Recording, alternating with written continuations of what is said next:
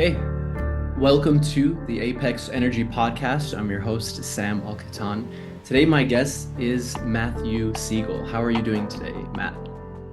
Doing well. It's about 9 p.m. here for me, so I had a busy Yeah, day, but I'm looking forward to talking philosophy and science and whatever else you want to discuss tonight. I think awesome. it's what 7 a.m. for you there. It is, yeah, it is 7 a.m., yeah. But Nice. it's all right. I'm an early bird, so I'm usually up at this time anyway. Great. Um, okay, so do you mind just giving a brief introduction before we kind of dive in of yourself? Uh, oh, sure. Yeah, well, I'm a professor of philosophy uh here in San Francisco. Most of my research and my teaching is focused on process philosophy and German idealism. Um, I try to apply process philosophy to the natural sciences and to the humanities, the study of religion, the study of politics, political theory, so that, I'm not just doing pure philosophy. I think metaphysics is interesting, but I think philosophy becomes especially important when it's made relevant to the world, um, both our understanding of nature and also our understanding of each other, and our social lives together. And so I try to do that as often as possible. And and I do a lot of writing on my blog, Substack, and a lot of podcasts like this because I really love to be in dialogue with people such as yourself.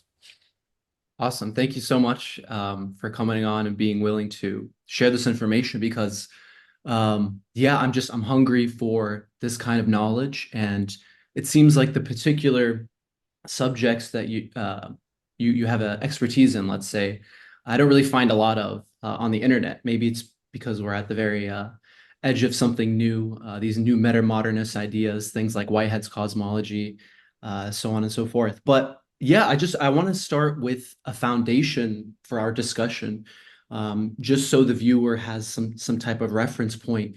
Let's start with our modern scientific worldview and the dominant philosophy, let's say that pervades this modern scientific worldview, and then we can contrast it with some of these newer ideas.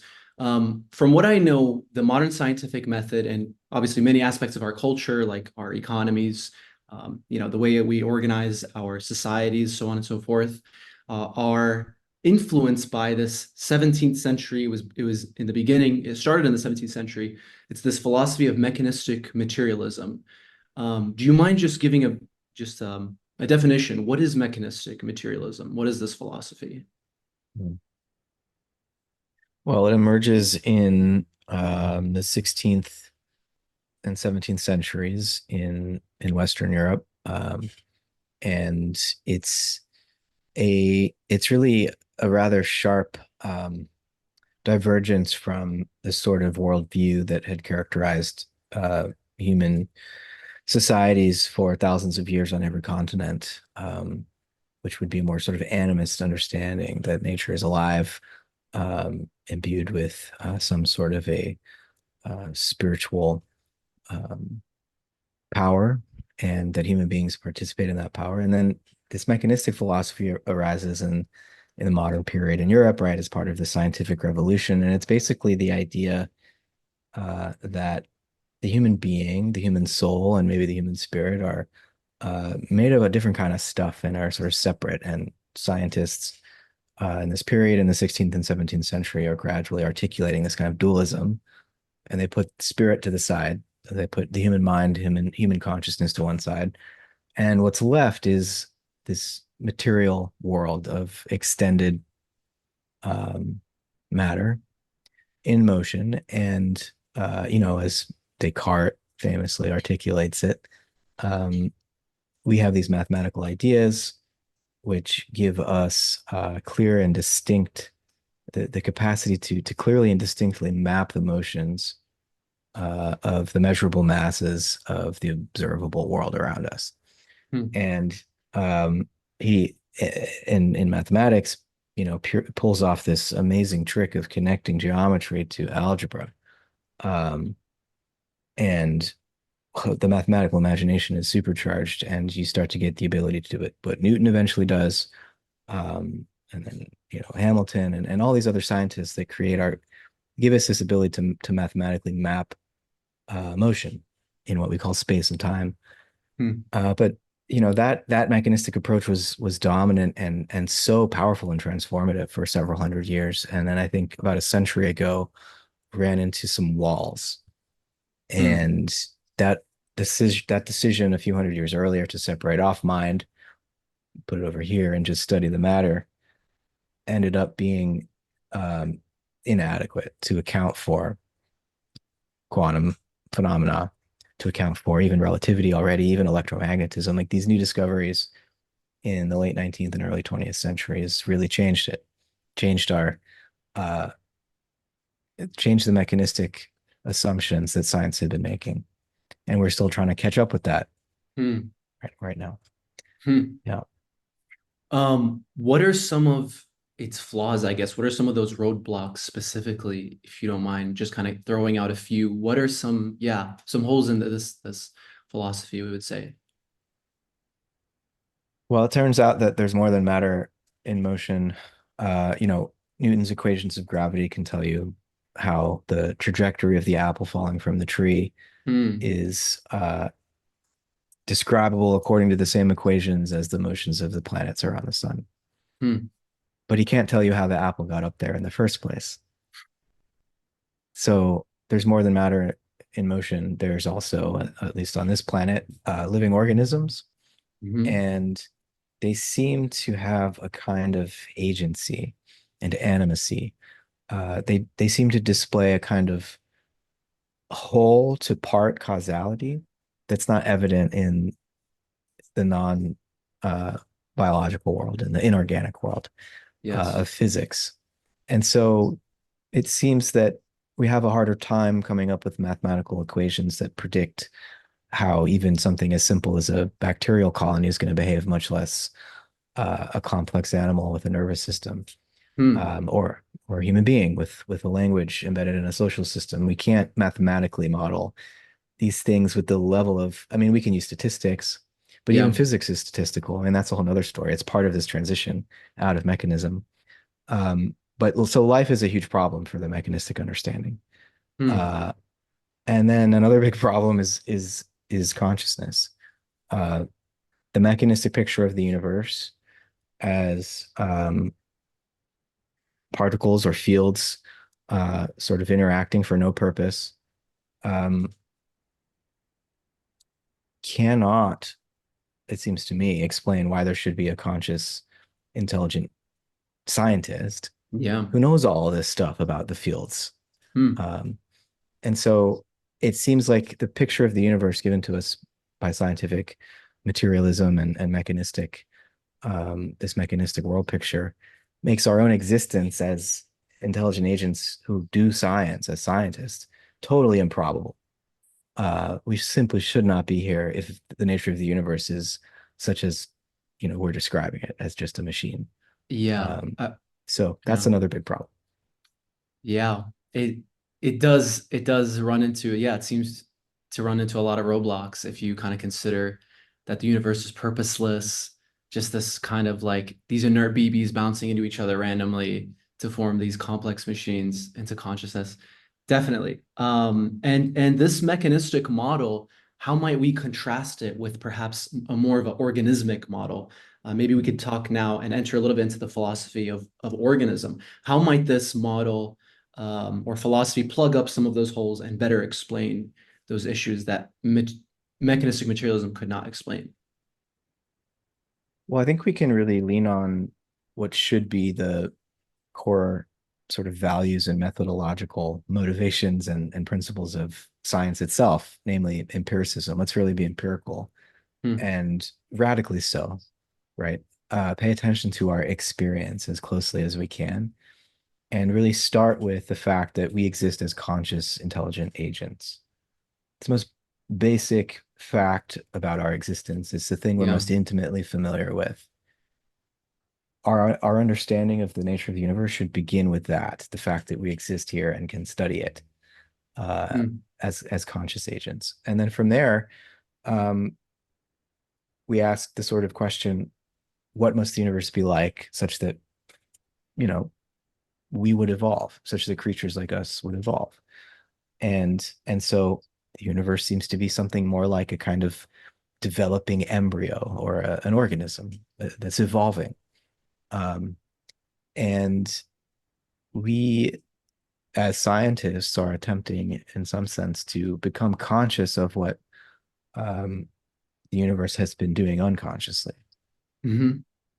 right? So, an Hmm. organic science is a science which takes very seriously the fact that we're always, our attempt to know the universe is recursively also the universe's attempt to know itself.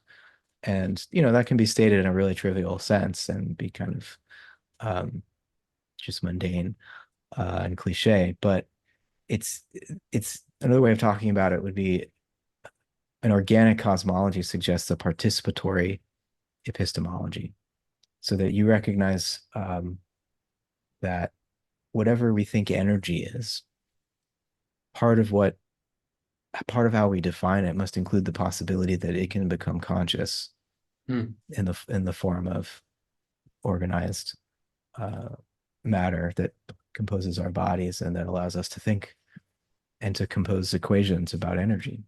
Yes.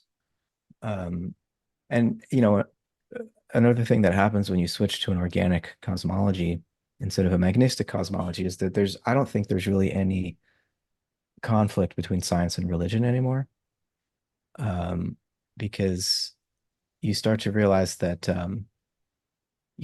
it's we exist uh, by the grace of this larger life process that is the cosmos as a whole. And in some sense, we are derivative from it, but we're derivative in a sense that's sort of fractal, right? And so we can both know and understand the nature of this fractal process that we're embedded within, and we can feel connected to it and empowered by that connection Hmm. in a way that we might want, religions rooted in actual experiential contact with what we call the divine. We Yeah. want them, to be able to elicit in us. And so Hmm. I think it really helps us with that conflict that's so typical of the modern period between science and religion. Hmm. Okay, awesome. Um, and there's just one more thing I wanted to kind of bring up in terms of mechanistic materialism. Mhm. This is an argument that Dr. Rupert Sheldrake and philosophers like Galen Strawson bring up with the materialism part specifically is, in the grand span of things, if you think of cosmogenesis, the birth of matter, and then the appearance of life later on, and then the appearance of human beings, conscious, intelligent, um, obviously subjective. We are human beings, right? So, how do you go in that story from unconscious particles and unconscious matter into conscious, intelligent beings, right? And the materialist explanation, from what I know, people like Daniel Dennett, who passed away recently, rest in peace, um, would resort to things like denying consciousness altogether, or saying it's an illusion. I'm not sure which one of those stances it was, but I think it's one of them. I think it's also called eliminative materialism, where they just deny consciousness and intelligence of any sort. Some are epiphenomenalists. They say, no, consciousness is just a byproduct of neural firing. But these don't seem to be good explanations. It seems like, Galen Strawson puts it really well. He says, like, they're desperately trying to grasp onto this materialist paradigm when trying to explain consciousness. And he flips it on its head and says, well, why are we assuming that matter's unconscious in the first place? Why don't we think of it more of a spectrum? What are your thoughts on that? Is that something you would agree with? Is there anything you'd like to add on to that, I guess? Um, well, I think I don't like to get too attached to isms, but there do seem to be four basic ontological possibilities that are on the table right now for understanding life, the universe, and everything. Hmm. Uh, there's physicalism or materialism, which is the sort of mechanistic view we've been talking about. Then there's dualism, where you just accept that, okay, there's physical stuff, and then there's this other stuff that runs in parallel to it. No idea how they connect, but there you have it. And then there's idealism, where, instead of reducing everything down to matter, you reduce everything up to mind.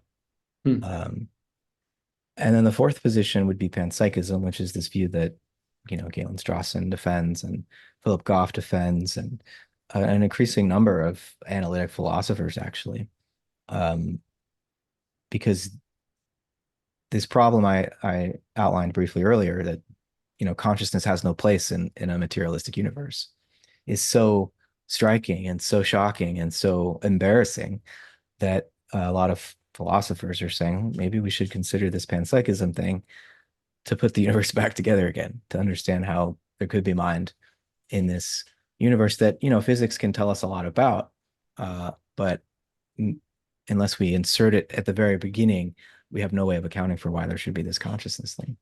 And Mm, so, of those four possibilities, I certainly think, well, I'll say the latter two of idealism and panpsychism are what we should be. That's where the debate should be.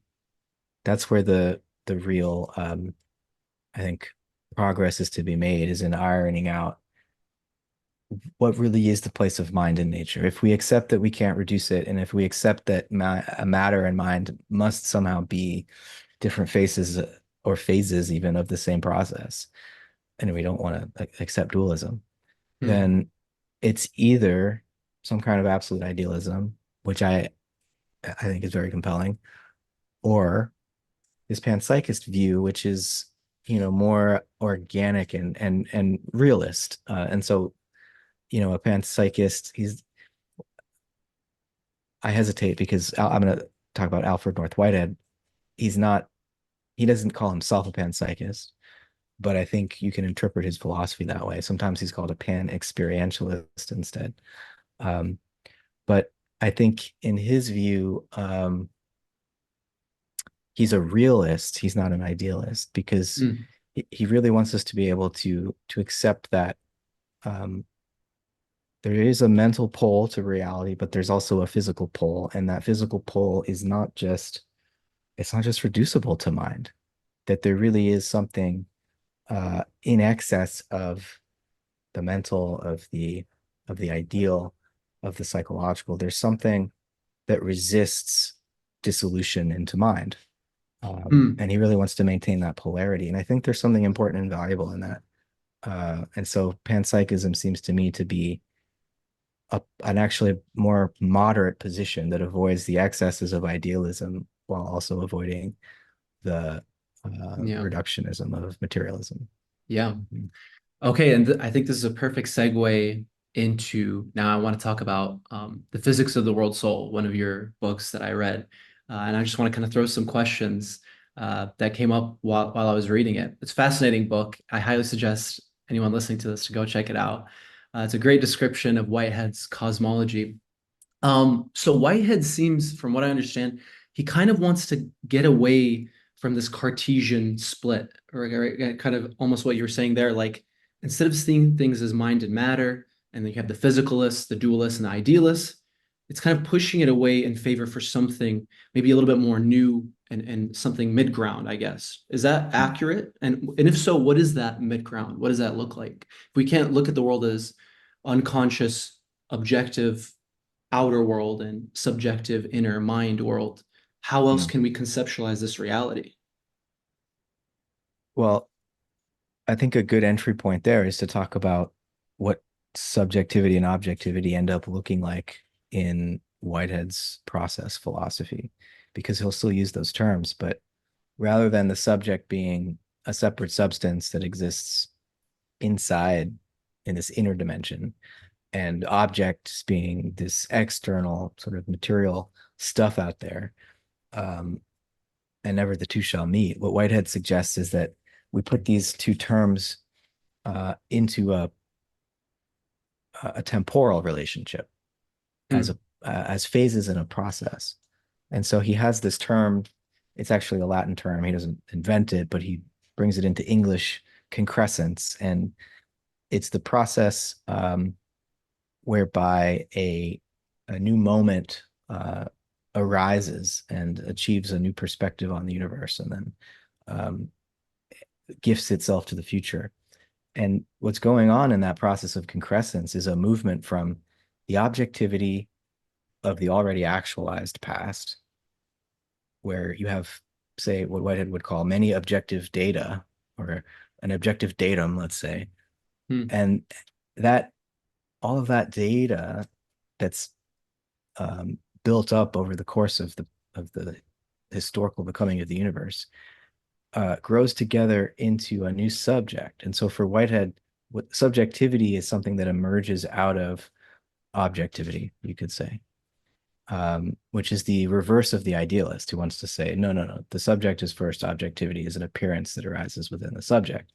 Hmm. Whitehead saying subjects arise out of the growing together of these objects, which the subject feels and unifies. But the thing is, as soon as that subject emerges and has this new perspective on the past, it perishes, it dies, it becomes what he calls a superject. And Hmm. so there's concrescence, then is this process where the objects from the past grow together into a new subject, which then itself perishes to become a superject, launching itself into the future.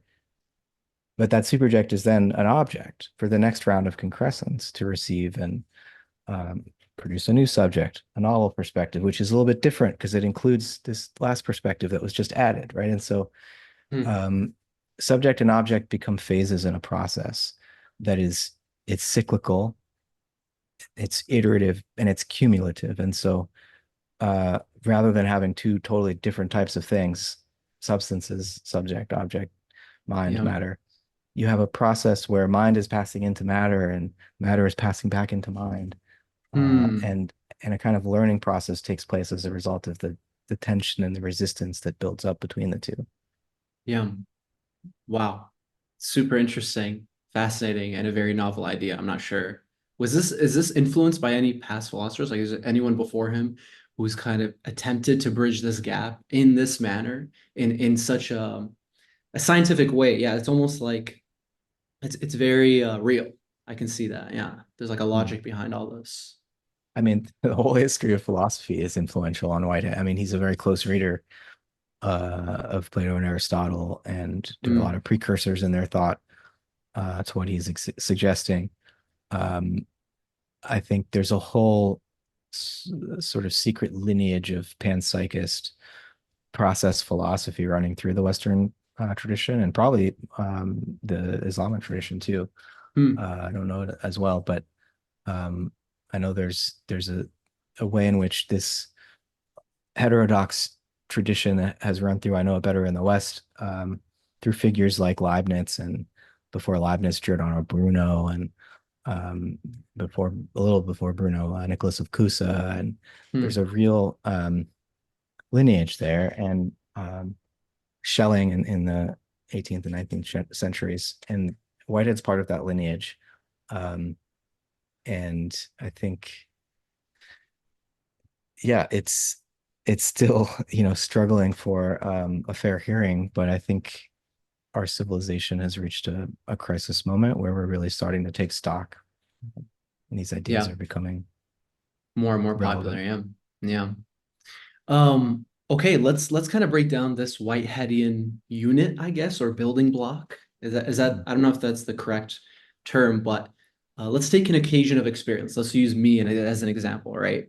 So I would be technically an occasion of experience, right? As a human being. Would that be correct in me If conceptualizing it you that way? mean by I, if you mean your consciousness in some moment of your life history, you are an actual occasion. If you Okay. mean by I, your personality that is sort of growing and developing through years of your life, that's actually Whitehead would call that a nexus of occasions, and so it's a series of experiences, moment by moment, related in a historical root, and you have an intimate memory of the prior occasions that are part of the stream that is you. Mm, So there's mm, two levels of analysis here, right? An actual occasion would be you now in the present and moment.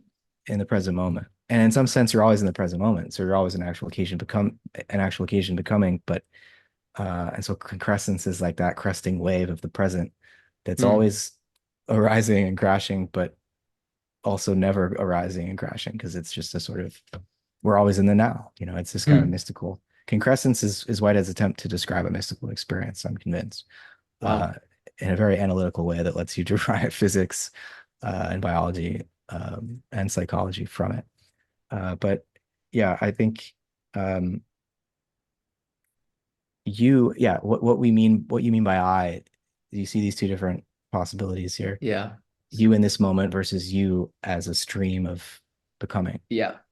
It's like Mhm. Eckhart Tolle a little bit. I don't know if you're familiar with his work, where he kind of Sure. makes that, yeah, Mhm. distinction between I and the personality, or the egoic self, so to speak. Yeah. Okay, so the very focal point of my consciousness is the actual occasion right now, right? I guess that's like kind of the midpoint. And then we have these physical prehensions, which is essentially ordinary physics, everything from the past or the memory kind of pushing the past into the present, right? So that's my personality, which comes from my environment in the past, my childhood, my biology. We could kind of go into, I don't know if you're familiar with the work of Dr. Robert Sapolsky. I think he Mhm. he is definitely a physicalist, but he maps out the physical realm super well using empiricism and so on and so forth. So he says milliseconds before, the neurotransmitters in your brain are affecting me now. The hormones seconds before, the type of food, my biology, the way my nervous system has been laid out and structured through my childhood, the interaction, the psychological interaction between me and my parents, that psychological inheritance, my genes that come from my lineage, evolution. You go all the way back into cosmogenesis. So is that a correct way of looking at physical prehension and how it's pushing or affecting my actual occasion or me? Yeah. The physical pole is it's stubborn fact. It's the stuff that you can't um not feel it. Yeah, It just hits you. And you can't not but respond to it. And so I think if all there was in the process of concrescence, and if the only ingredient in each moment of our experience was a physical pole, yeah, Sapolsky would be totally right. We'd be absolutely determined. yeah. And Mhm. this is essentially, we can call it the realm of cause and effect, right? Yeah, sure. Okay. Efficient causation Efficient causation. Perfect. in terms of Aristotle's causes. Yeah. Okay. And then, so we have physical prehensions, actual occasion, and then we have the conceptual prehensions, which extend from present into potentialities of the future. And from what I understand, the physical prehensions, obviously there are infinite possibilities I could choose from, but the physical prehensions kind of create a box or limit the amount of conceptual prehensions that I could have in this actual occasion before I perish and reach the supereject phase. Is that correct in kind of conceptualizing conceptual prehensions? Mhm. Yeah, the physical pole is going to give you some sense of relevant. It's going to constrain the relevant possibilities or the possibilities relevant to you in that moment Hmm. for concept to be conceptually prehended. And so the Okay. physical pole is really important for sort of limiting how our mental pole taps into that field of possibilities because the possibilities are infinite. Yeah. And without the physical pole to constrain us, we would be quite confused and overwhelmed. Would I guess what comes to mind is like an analogy of a boat, right? We could think of like an engine and the gasoline propelling it forward, which would Mhm. be the physical prehension, and perhaps the conscious being steering the boat left and right would be analogous to the mental prehension, right? It's being propelled and we're steering. Is that a good analogy, do you think, or Well, to yeah, let's throw the conceptualize? wind. Let's imagine a sailboat. The wind also, you could say the engine, but the wind too is the physical pole. But your ability Okay. to manipulate the sails and sort of perform a tack motion allows it's the mental pole is what it describes as it has this capacity to divert the flow of energy from Hmm. the physical pole.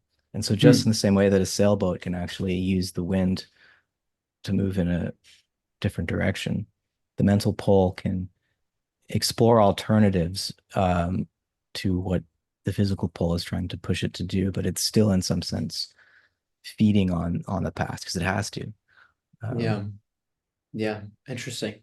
Um, and then there's one that I really want to discuss that I don't. understand fully, it's hybrid prehensions, right? And Yeah. hybrid prehensions, I've seen you in a couple of videos, I think mention that it's the mental and mental pole. Like when I can come in contact, my conceptual mental pole comes in contact with another actual occasion's mental pole. Is that what hybrid prehension is? Mhm. Yeah. Yeah. Okay. It's when we touch mind to mind. It's a mind meld, basically. And Whitehead even says this is kind of like telepathy. Yeah. But he means he's basically saying that what we think of as abnormal and sort of parapsychological or whatever is it's actually how, especially in the case of other human beings, but Hmm. also other animals. Some people can feel this with plants. You know, when you can Yes. resonate inside to inside with another being, that's Yeah. hybrid prehension. Um, yeah. Yeah. That resonates very deeply in my own subjective experience, like connecting deeply, not just, yeah, not just with people, but with plants and nature, like you're saying, even, yeah, just any kind of self-organizing system. And I want to kind of, this is conjecture on my part, is do you think perhaps a reason why nature is so blissful or can create this transcendental, peaceful, blissful experience for a lot of people is because you're surrounded by a matrix of dense actual occasions who have their own conceptual prehensions, as opposed to, being in a city where there aren't a lot of self-organizing systems, like a street lamp, for example, is not itself a self-organizing actual occasion, but the atoms within it would be considered actual occasion. So it might not be as dense, or that mental prehension might not be as concentrated as opposed to, me being in a forest and having life all around me and having these strong psychological, physiological effects on me. Again, this is just a jump, but what do you think about that? Is that too much of a stretch or? No, not at all. I mean, I think of the importance of architecture and just design and the way that, there's actually an architect, American architect, Christopher Alexander, who studied Whitehead's work and was influenced by it and thought of the ways that human beings can build their environments as either like we can build living environments that would mimic the organic world in some sense, or Hmm. we can build dead environments that not only are they dead, but they are dead named to us as well. And so there's a way of actually organizing the physical world that Christopher Alexander would say is able to bring forth life, and human beings can do that with our architecture. We can Hmm. create what he calls living centers, which could be, the way that in mosques or in cathedrals we're able to create these, these altars or these shrines or these places that make us feel contained and amplify a deep, um, some kind of vibratory signature that just brings us more into life. Um, and we've somehow forgotten that art, and we've let ourselves create environments that are deadly, really. Hmm. uh, and so, yeah, and I mean, this is part of the shift in our understanding of the nature of matter. It's not just dead stuff, and when we treat it like dead stuff and just Hmm. concrete, right, that can give it whatever shape we want, that's cheapest and most efficient, instead Hmm. of, oh, actually, we are either making this earth more alive or we're not. We're killing it with every, building that we construct. We don't Hmm. we don't take that responsibility seriously enough because we don't know any better, or we haven't known any better, at least in the modern West, for a few hundred years. Are you familiar with Alex Gray and his architecture and Oh, art? sure. Hmm. Yeah, that's what it reminds me Absolutely. of, like his Hmm. temples with the geometric patterns and all this kind of stuff. Yeah. Um, okay, interesting. And so hybrid pretension to me sounds a lot like love, like this powerful experience that we humans are so pulled by. I mean, if you listen to any kind of song or piece of art, 90% of the time it's going to be about love or a loss of love, right? At least in my opinion, in my experience. So Hmm. this powerful emotion in a materialist sense, I've given this a lot of thought, is in a materialist model is just considered a byproduct of mammalian parent bonding. Oh, it's some accident that happened in the latter evolution. And now here we are loving each other, and it's infected by romanticism, and it's all fake, and it's all, whatever it is. It's this random byproduct. But from a panpsychist view, love, especially when you have love towards a mother, when it's very concentrated, maybe towards a romantic partner, is fundamental to the universe, but also is this, I guess, transcendent experience. Mhm. Is that correct in your eyes, or would you agree with that, I guess? Yeah, I mean, I think earlier when I was talking about how organic science would place our own kind of conscious experience kind of at the center, and we begin with that, Hmm. we should take our most important emotions seriously as uh, providing insight into the deepest nature of the universe.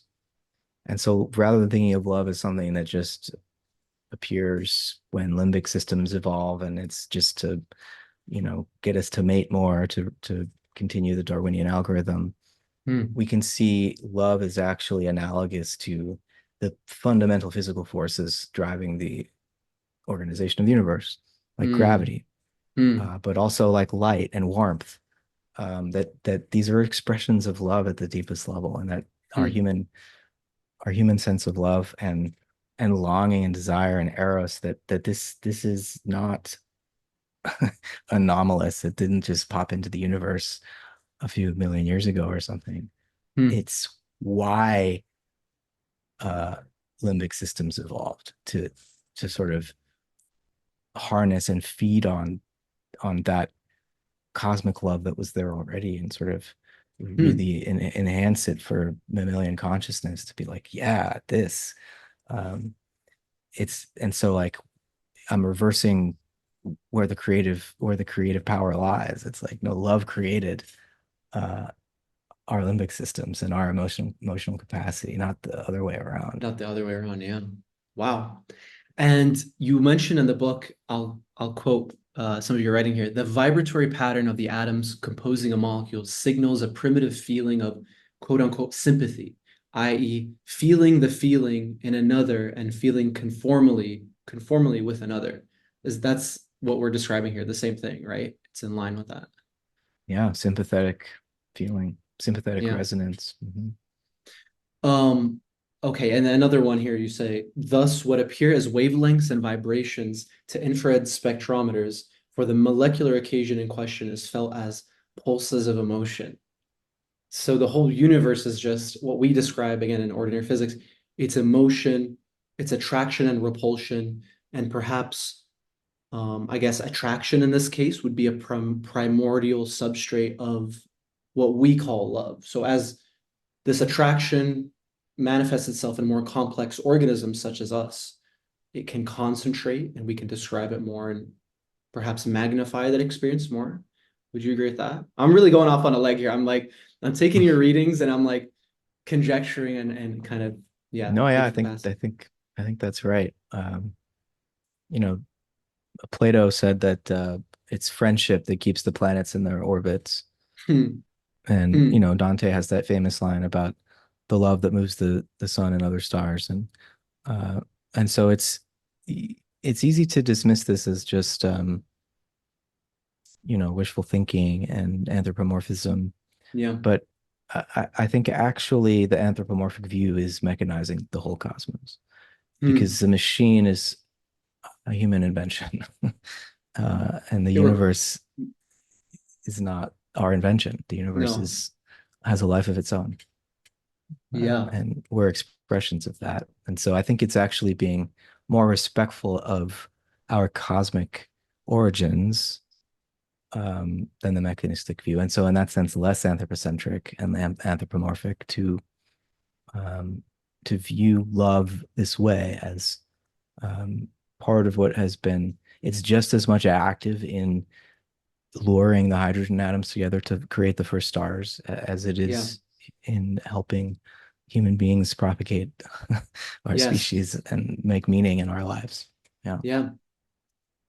And I don't know about you, but subjectively, contrasting a story of dead inert matter and purposelessness, I used to kind of be in line with that type of thinking. And it was it took a toll on my mental health. I mean, it just didn't feel good saying and believing those things. And this paradigm, I'll tell you what, it just makes me feel really good about and excited. And I mean, I'm not sure if if Whitehead describes this subjective mental health part. I don't think he does, right? He kind of just explores more the metaphysical No, he hints at the cosmology. consequences of materialistic views for for our human psychological health. He hints at it, but he doesn't explore that in any depth, you know. Okay. Mhm. Has that been your experience, if you don't mind me asking? Like, what is your contrast? Because I think I've seen in one of your videos, you used to be more of an atheist, traditional materialist, right? And you As transition. as a 15-year-old, yeah.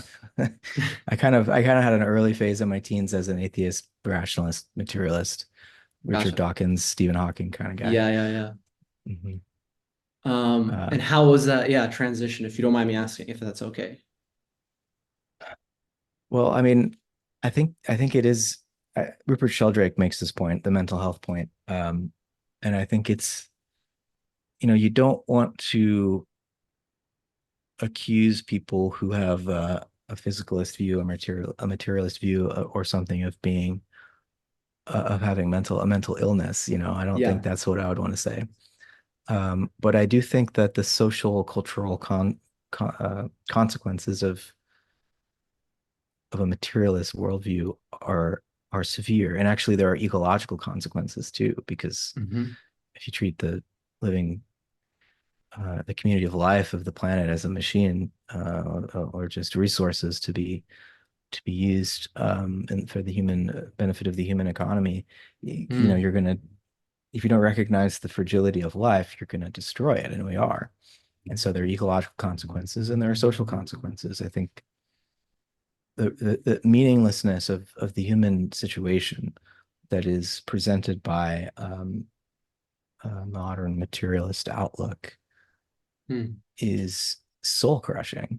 And people are driven to addiction, to drugs, to sex, to any kind of ideology that gives them some, shallow sense of belonging. And I Yeah. think the whole conspiracy um, pandemic that's got us all constructing our own little version of history is also this desperate, like, clutching after some source of meaning because Mm. we don't have any other deep sense of connection to a meaningful story.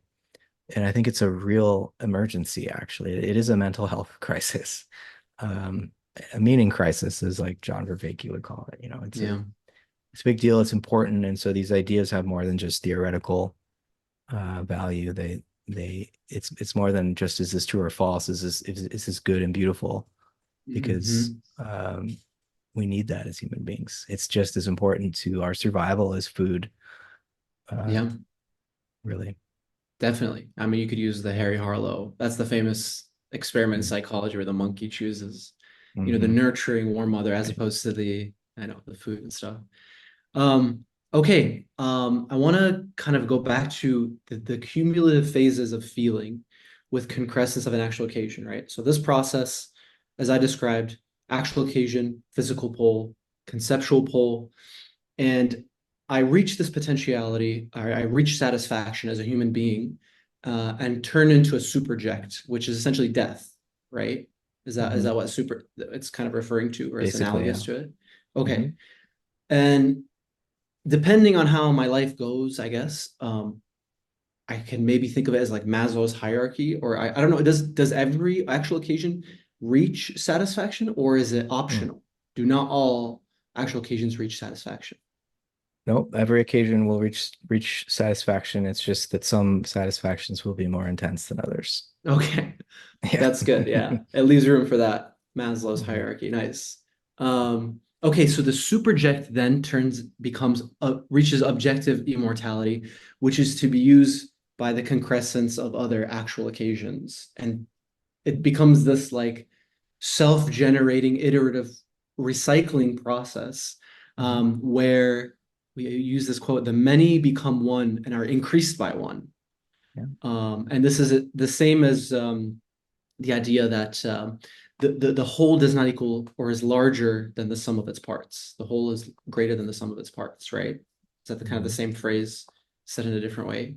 The whole is greater than the sum of its parts, and the whole, in Whitehead's sense, is always going to be incomplete because each part contains the whole, and each moment of concrescence is a new holon, if you want. It's a whole and a part emerging, Yeah. adding itself to the whole. So the whole is it's a growing whole, it's an open whole.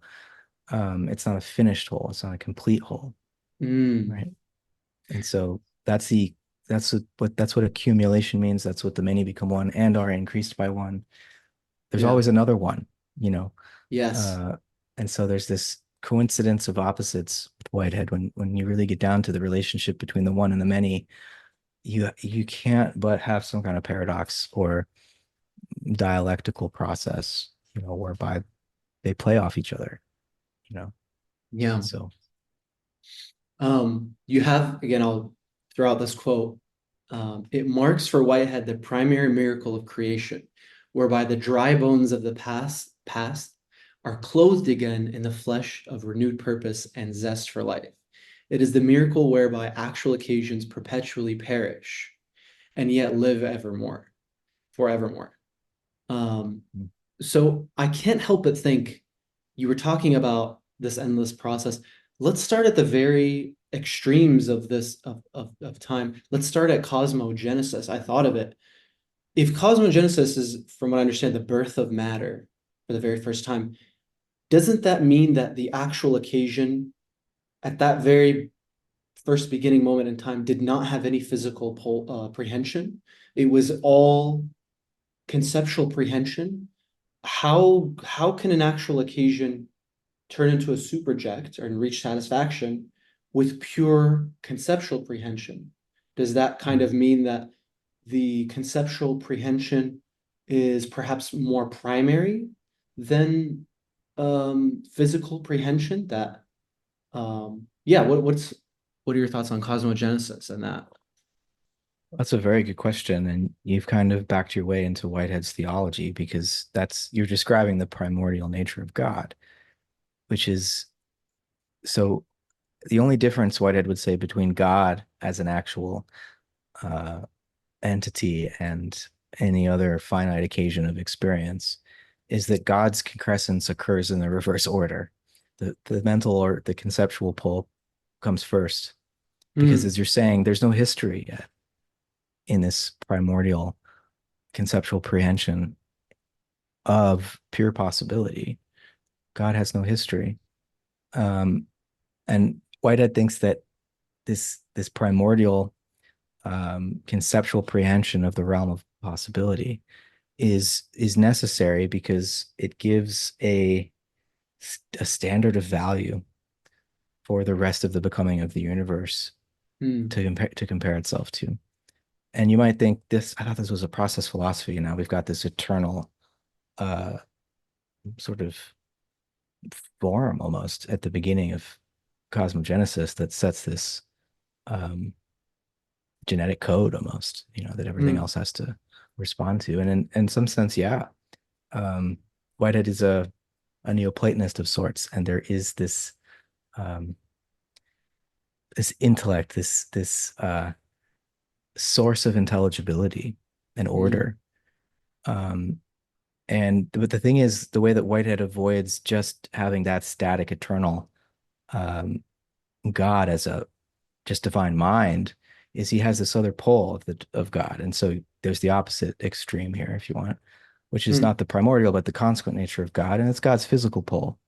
It's Hmm. God's feeling um, with the world, feeling of the world. It's God's suffering with all the finite occasions in how they take up that original urge, that original eros or desire that the primordial nature sort of just launched into pure possibility. And it's um, you know, conceptual prehension with no physical prehension from the already existing past is totally free.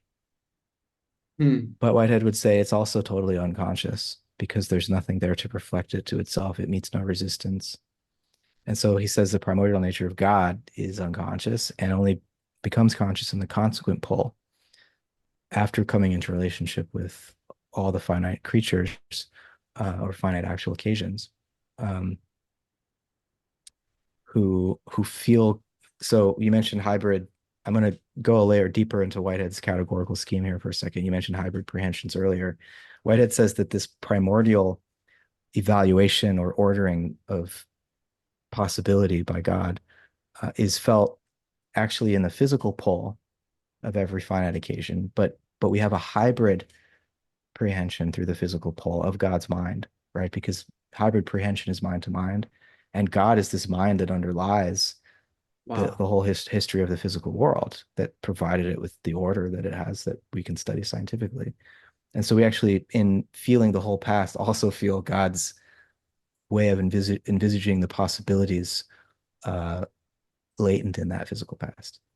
Um, and God's physical pole is God's response to how we feel that conceptual pole.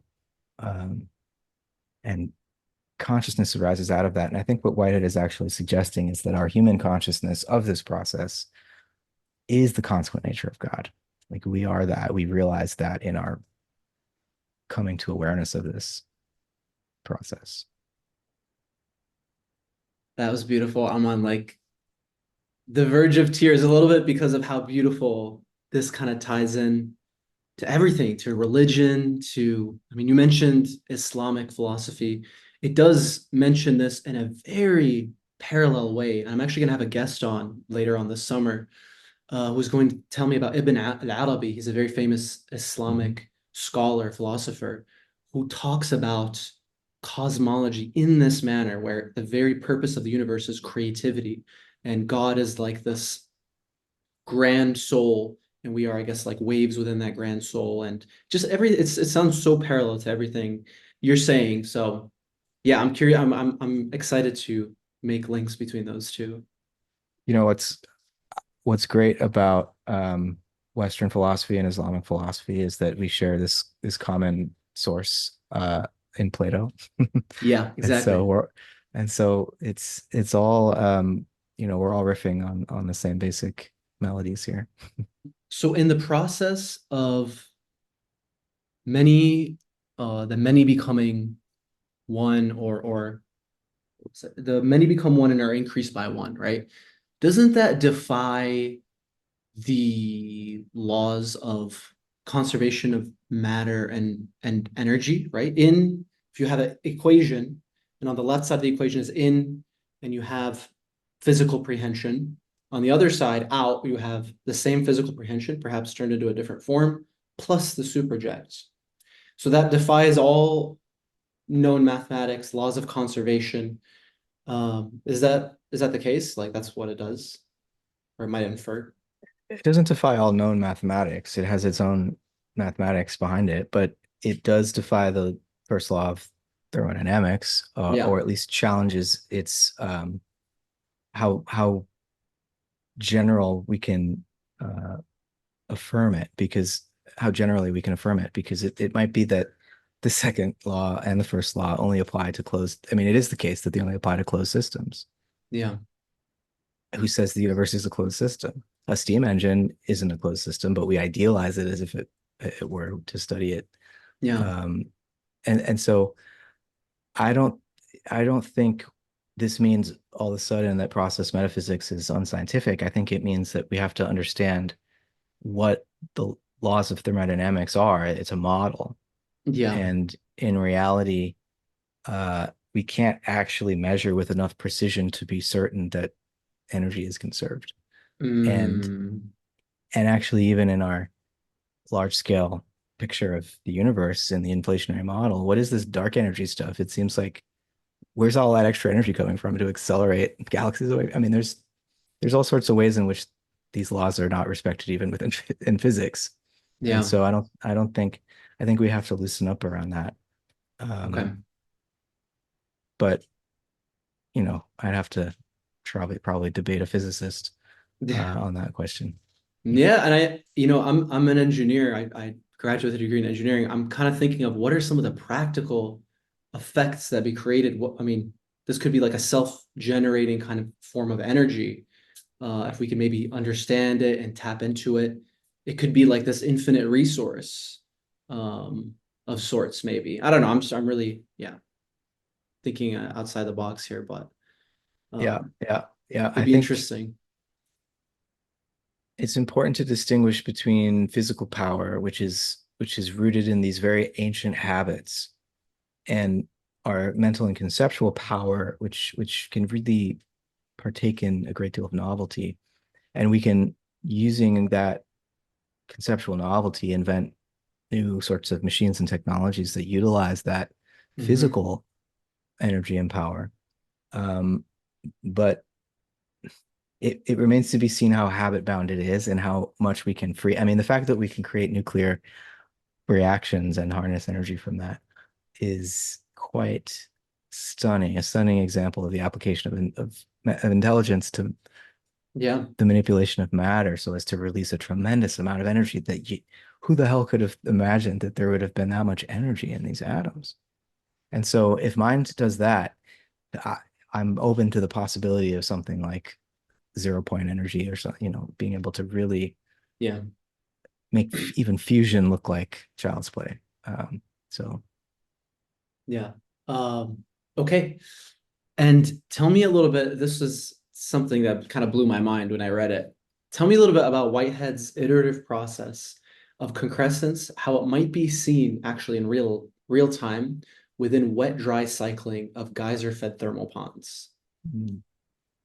so yeah, there's this theory or hypothesis of the origin of life that's gaining some notoriety because it seems for various reasons to be at least as plausible, if not more so, than the reigning theory, the deep sea hydrothermal vent theory of the origin of life. This so-called hot spring hypothesis is suggesting that life originated in fresh water on volcanic islands, 4.5 billion years ago, roughly. And there would be sort of geysers going off regularly, refilling these ponds, which would then evaporate, then get refilled, and then evaporate. Hmm. And it turns out that organic chemistry, um, amino acids and nucleotides are just raining down from space at this point in the Earth's history. So all the ingredients you need are there. They collect in these ponds. And the problem is for origin of life researchers is how do you get um, polymers to form longer chains? You need a catalyst of some kind, or uh, and so dehydration can actually provide that catalyst and allows longer polymer chains to form out of these uh, amino acids in this organic chemistry, and there are also lipids raining down from space.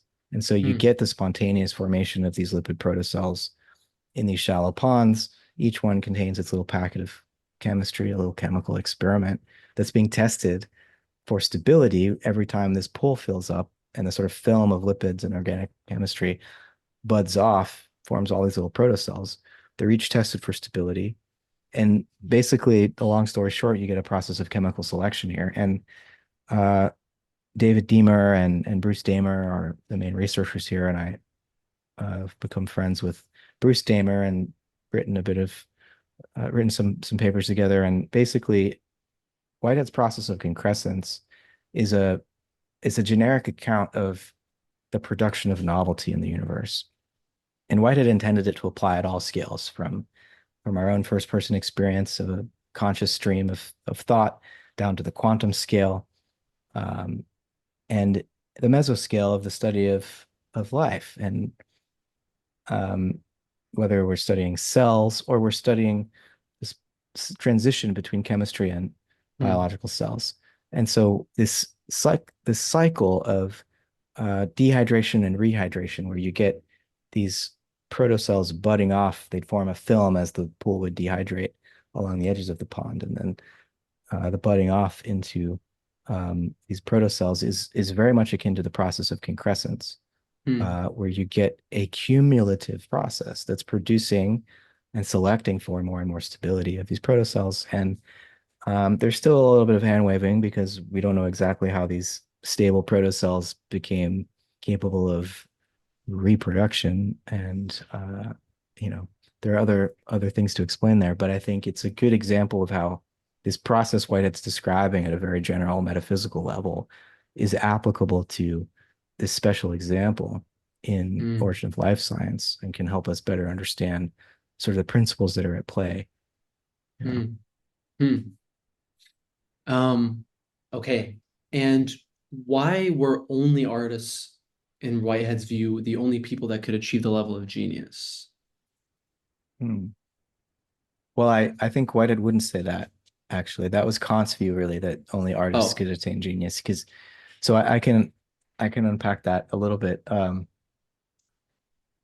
Kant in his third critique in 1790, called the Critique of Judgment, he describes the way in which biological organisms are different from the physical world, the non-living world, for many of the reasons I described earlier. And he points out that, we can't really have a scientific explanation or a mechanistic explanation because he thought science and mechanistic explanation were the same thing. That's what science does for Kant is seek a mechanistic explanation. But life couldn't be explained that way. And so he said, well, we can't have a science of biology. Uh, and what he pointed out, though, is that artists, when they produce a beautiful work of art, what they're actually doing is tapping into that same sort of organic living power in nature mm, and giving expression to it. But they don't know how they do it. They can't explain the steps involved. They couldn't teach somebody else. I mean, you can teach artistic technique, but you can't teach genius. mm, Um, and for a science, Kant said you would need to be able to teach someone else how to reproduce this exactly, or it doesn't count as knowledge. And so he denied scientific genius. And I think there's a real issue here that needs to be worked out. But ultimately, for someone like Whitehead, what it would mean to be a scientific genius, it would mean to be able to ourselves as living organisms to intuitively participate in that living power active in the rest of the living world and to know it from the inside out. And so to recognize that if we were going to explain life, it would need to take the form of that kind of intuitive uh, resonance. And we give up the need to explain it mechanistically and we accept that we can have an organic science instead of a mechanistic science. mm, And that scientists can do what artists do mm. and tap into that deeper creative dimension of nature. Okay. I'll throw you one last question now. Psychedelics, you also do a little bit of study on psychedelics in your practice, right? Um, Mhm. does the experience of psychedelics that people describe point to ideas of process philosophy? I'll just give you a personal example. Many people speak about while under the influence of psychedelics, looking at the sun and saying it's greeting me, it's looking at me, or looking at plants and other beings, feeling the life, and it perhaps it's magnifying hybrid prehension. Um, and just yeah, just the real thing that I noticed that's critical about these psychedelic experiences is looking at inanimate objects, what's commonly referred to as inanimate, unconscious objects, as alive, and almost like having this degree of presence or feeling. So I guess can we is that accurate in your experience? It's accurate in my experience, and there's actually a fair amount of empirical research on this question. It's, survey research on people who've had psychedelic experiences and how their beliefs about the animacy of the non-human world has Hmm. changed before and after. And pretty much across the board, people who started as materialists tended to be more either idealist or panpsychist after psychedelic experiences. Um, and people who didn't believe in some sort of a higher power or spiritual being beforehand tended to have were more likely to believe in that afterwards. And so these sorts of chemicals and the experiences they elicit do have effects in terms of belief change and and also a sense of well-being because people feel more connected. And that's not always because they have a beautiful love filled experience. Sometimes very difficult sort of ego death experiences can lead to, on the other side of that, a sense of profound gratitude and a renewed sense of the preciousness of life and so on. And so uh, that's important to remember, that these can be difficult experiences too, and then still have psychological benefits on the other side of it. But yeah, there's a way in Mm. which removing the filters that are normally in place, the perceptual habits that we usually have between us and direct contact with reality, psychedelics seem to dissolve that, loosen that, and we come more directly face to face with both deeper parts of ourselves and I think deeper dimensions of uh, this animate community of beings that we share this universe with, um, and so yeah, I think these psychedelic substances and experiences have really important philosophical significance and obviously religious significance as well. Amazing. And that's essentially where this shamanic animism, these ancient so-called primitive cultures have came up with this idea independently, right? It's like maybe they did influence each other, but it seems like these cultures came up with these ideas independently, like it's somehow natural or pointing towards a common pervading truth, right? Mhm, mhm. Yeah, I mean the rational waking ego is tip of the iceberg. Yeah. And below the surface of the water, there's this psychological um, domain, this transpersonal domain, and human cultures across the planet have had various um, means, shamanic means of navigating the interface between what's above the water and what's below the water.